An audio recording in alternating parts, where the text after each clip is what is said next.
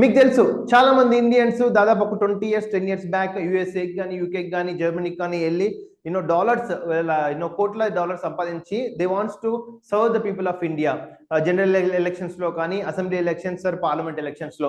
కానీ సడన్ గా వాళ్ళు ఒకవేళ సపోజ్ నెక్స్ట్ ఇయర్ 2029 లో జనరల్ ఎలక్షన్స్ ఉన్నాయనుకోండి, అతను ఒకవేళ 2028 లో డిసిషన్ తీసుకున్నాడు, నా దగ్గర ఒక $1 బిలియన్ ఉన్నాయి ఎక్స్పెషల్ గా, నేను ఇండియన్ పీపుల్ సర్వ్ చేయాలి, నా మాతృదేశానికి సర్వ్ చేయాలనే ఉద్దేశంతో సడన్ గా డిసిషన్ తీసుకుంటే వాళ్ళు సడన్ గా ఈ ఎలక్షన్ ప్రాసెస్ లో ఓటింగ్ రైట్స్ ఉండవు. సో ఓటింగ్ రైట్స్ లేకపోతే ఆటోమేటికల్ గా కంటెస్టింగ్ రైట్స్ కూడా ఉండవు. సో ఫర్ ఎగ్జాంపుల్ రీసెంట్ గా మనకు ప్రజెంట్ కేంద్ర కేబినెట్ మినిస్టర్ పెమ్మసాని చంద్రశేఖర్ గారు ఇంతకుముందు ఎన్ఆర్ఐ బాగా యుఎస్ లోకి వెళ్ళి ఇండస్ట్రీస్ పెట్టి తన ఓన్ గా ఎన్ చేసుకొని మళ్ళీ ఇండియాకి వచ్చి సేవ చేస్తున్నారు.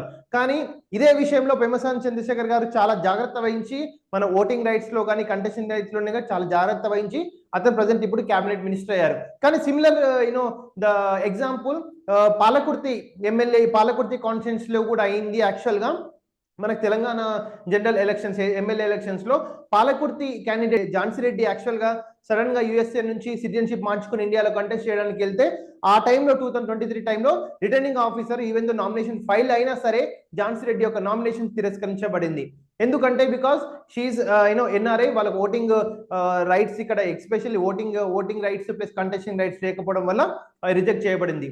సో ఇప్పుడు ఈ వీడియోలో మనం ఎవరెవరికి ఓటింగ్ రైట్స్ ఉంటాయి, ఎవరెవరికి ఓటింగ్ రైట్స్ ఉండవు, సడన్ గా ఈ ఇంటర్నేషనల్ లో ద ఫ్లక్చుయేషన్స్ వల్ల వాళ్ళకి ఏ విధంగా కంటెస్ట్ చేయొచ్చో లేదని తెలుసుకుందాం. ఫర్ ఎగ్జాంపుల్ ఎన్ఆర్ఐస్ అంటారు, నాన్ రెసిడెంట్ ఆఫ్ ఇండియా. వీళ్ళందరూ ఎవరంటే ఎవరైతే 180 రోజులు బయట ఉంటారో వాళ్ళందరినీ నాన్ రెసిడెంట్ ఆఫ్ ఇండియా అంటారు. Those are Indian citizenship but reside in India more than 180 days. So వాళ్ళు వచ్చేసి ఇండియన్ సిటిజన్షిప్ కలిగి ఉంటారు. ఒకవేళ వాళ్ళు ఓటేయాలి అంటే 100% ఇండియాకు పోలింగ్ రోజు రావాలి, వాళ్ళు ఓటింగ్ ని ఫిజికల్ గా యూటిలైజ్ చేసుకోవాలి.